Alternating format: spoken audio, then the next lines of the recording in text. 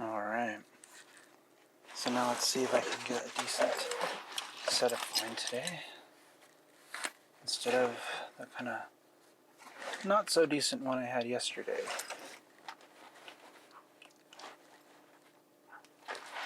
But of course this is harder than it looks.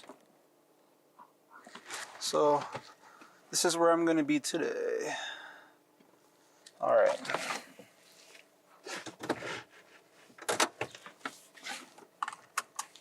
I'm recording. All of this can be edited later. As long as it's recording. Now I have it leaning the way I want. I have the digital staple. Alright, we should be good. And I should be on. So I'm going to be talking and driving. So I don't have a great setup, and I'm probably not going to have a great setup for a while. So this is how I'm going to do it. My dog. So right now the idea is I'm just talking about current events. That's the idea.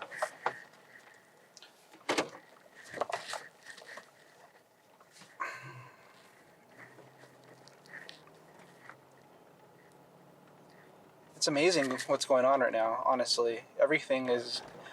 See, Donald Trump was history. When Donald Trump was elected, that was complete history in the making. And we were all witnessing it. And it happened so quickly that I don't think that... See, and it all happened so quickly that I don't think any of us had the chance to realize what was going on. Quite honestly, it was surreal. So, like, I had talked to... I'm not sure if I'm even going to post the last thing I talked about at all, because it was the first video. I don't know how the sound was. I'm not even sure how the sound will be on this one, but I assume it's going to be better because I took some time to actually work on the sound a little bit. Okay, but the whole idea of what happened is surreal. A lot of us saw it. The battle was between...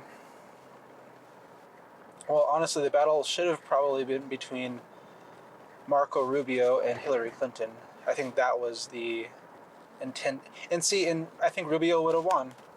Either way, a Republican would have won. And then there's Bernie Sanders.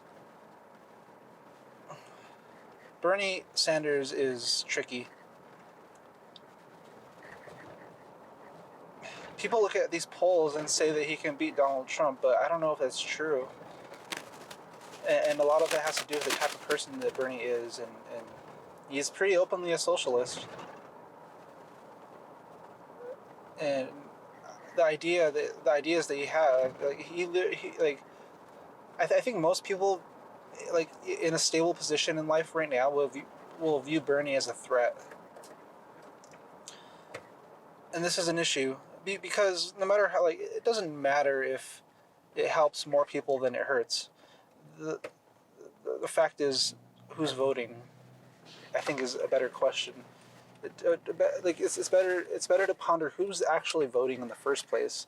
Like are all these poor people voting? And I think they will, depending on who the candidate is. But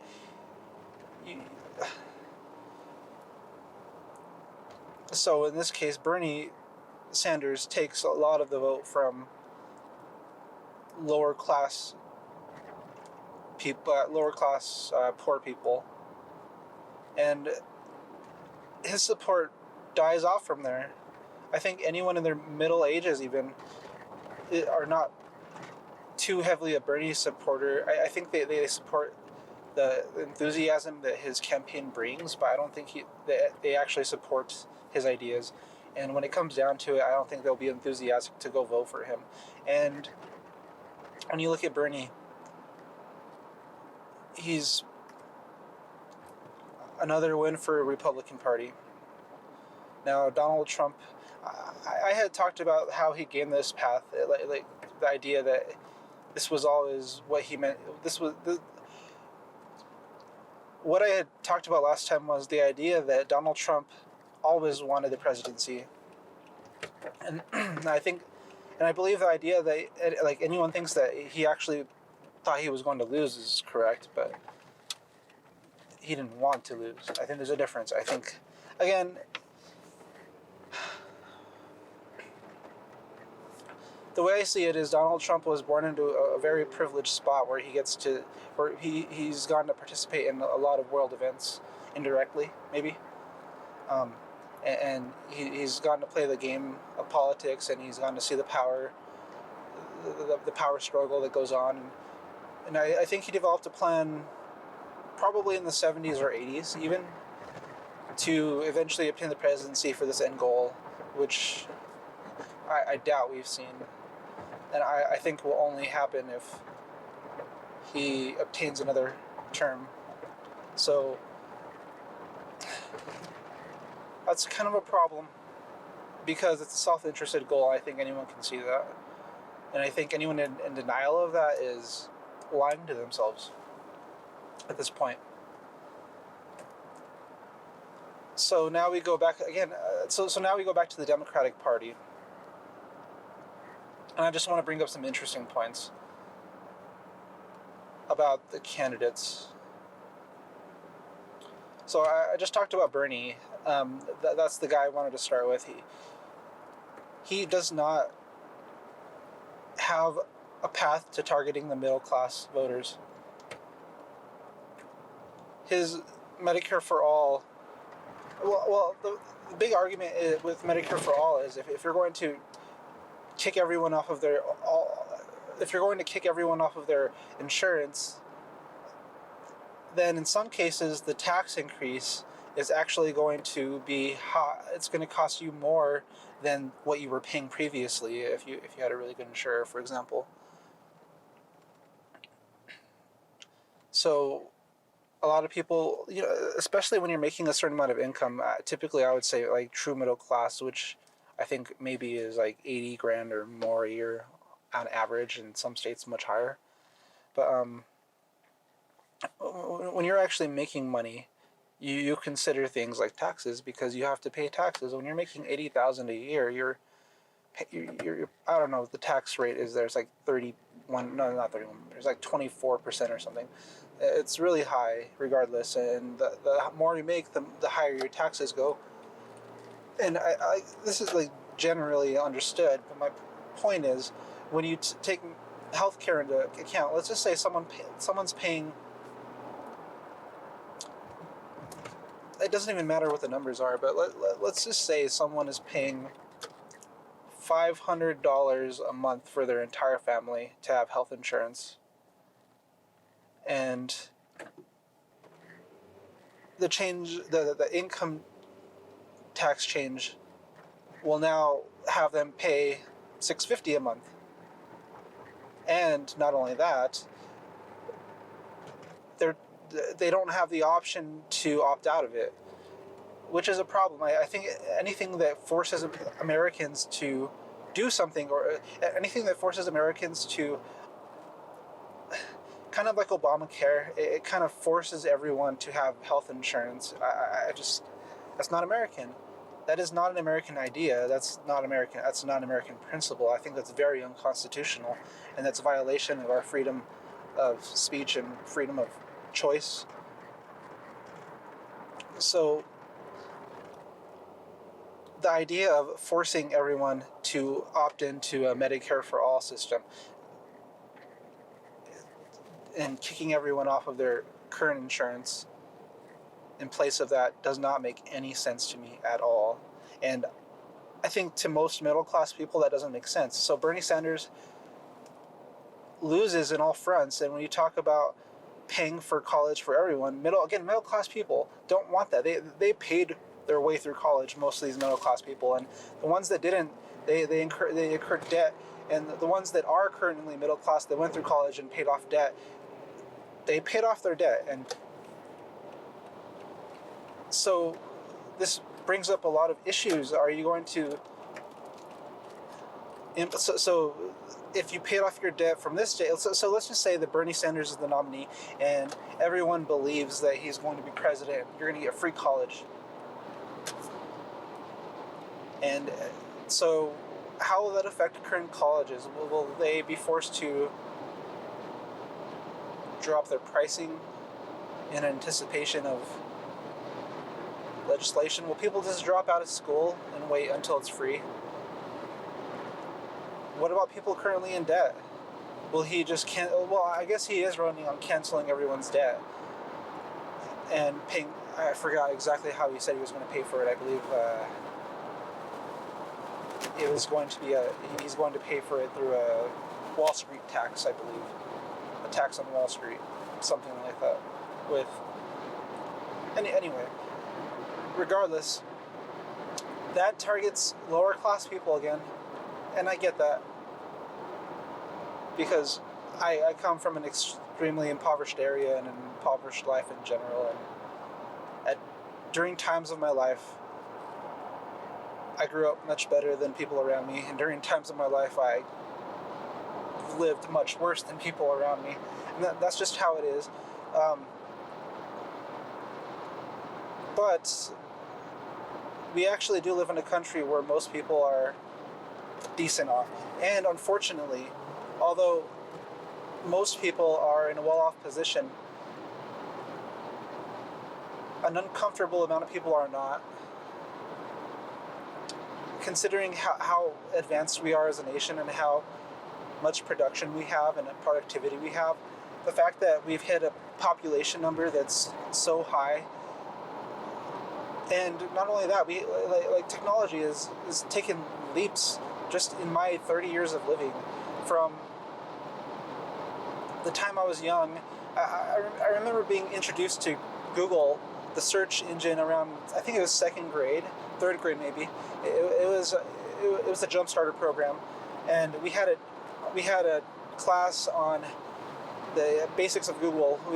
We were given a tutorial early on of how the algorithms would work and what kind of searches would work, and generally how the search function would work, which is something that not many people got access to. So I kind of had a jump start on how to search on Google, and I had early access to it, basically, which, it's a different place now. There's certain things that you cannot, there were certain things, see, the internet is a completely different place now, and in a sense it was open. You could,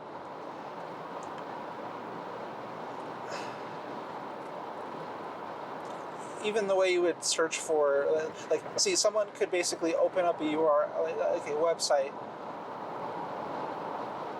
and advertise it on Google. You would do a search, and their advertisement would pop up, and it would be something interesting. And it wasn't too filtered back then. Nowadays, it's very mainstream, very filtered, very methodical, very organized, very what you would expect to see rather than what's actually there. And that's, people don't realize that it's changed the views of us quite a bit. It's changed the views of everyone. And to the point where I don't even believe Google realizes that it changed their perspective, and it changed I believe it changed their direction. And it's kind of scary, because I think this is the first instance of AI. I think that Google itself is such an advanced AI or algorithm. Maybe it's not even an AI, I don't know if it is or not, honestly. I don't think they would disclose that to us anyway. That it's manipulating us at this point. And maybe it's a thought from one person that's streamed off and adapted to its methodology of conducting searches and whatnot. But regardless of what it is, the fact is, Google is unstoppable now. There's literally no stopping Google. Google, at this point, even if it's indirectly, Google is going to control everything around us in a more obvious way than they currently do now. I mean, if you consider it, Google has, or I believe that Google is the only company that has our whole planet fully mapped out, besides maybe NASA. So it's a lot of power. But this is all rambling. I might even just cut this part out. So back to the candidates. So you have the next one. I don't even want to talk about him. It's kind of a waste of time. I think everyone more or less feels the same way. And now, at this point, how many people have actually watched the debates? That's a good question. I'm curious of. Is it like in the voting population, have the majority of the voters watched the debates? I doubt that. So people, God, there's so much I want to talk about. I don't even know where I would start. So let's go with Joe Biden.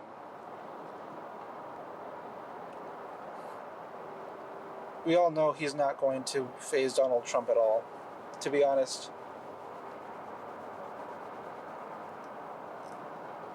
If he were to become the nominee,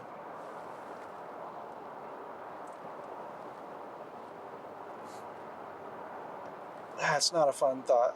See, the thing is, Joe Biden is he loves power. When he has power, he really abuses it, and he doesn't hide that fact.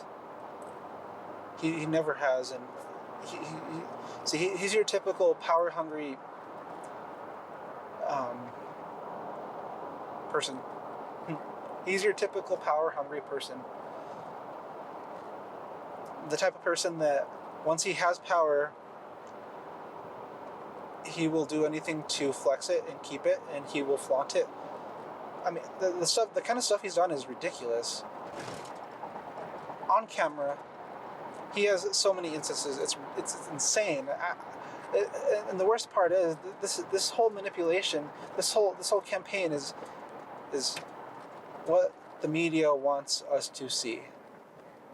From start to finish, this whole thing that's going on is the media trying to make drama, trying to push the story along, and they know it. And the worst part about all of this is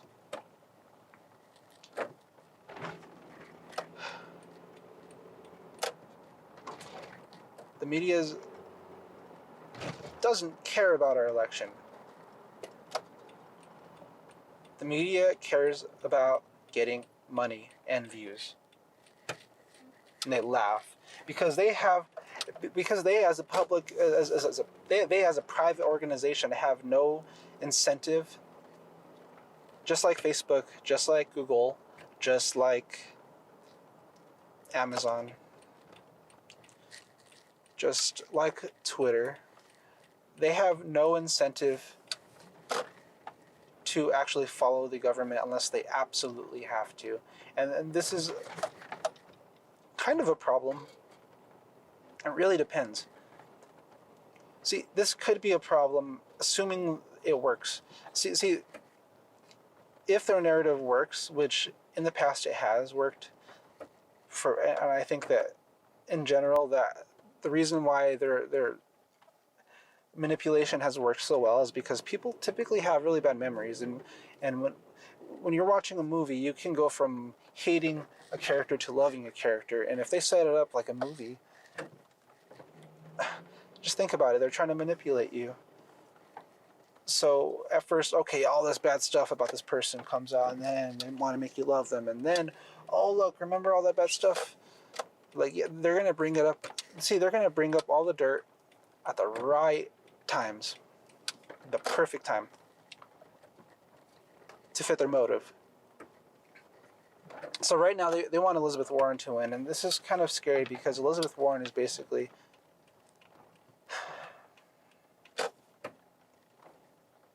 she's like a wolf in sheep's clothing, you could say.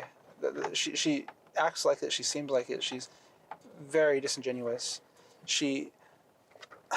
There's a lot of negative about her that I really don't like, and it's really frustrating that I don't think it's that people don't see it, it's that the media does not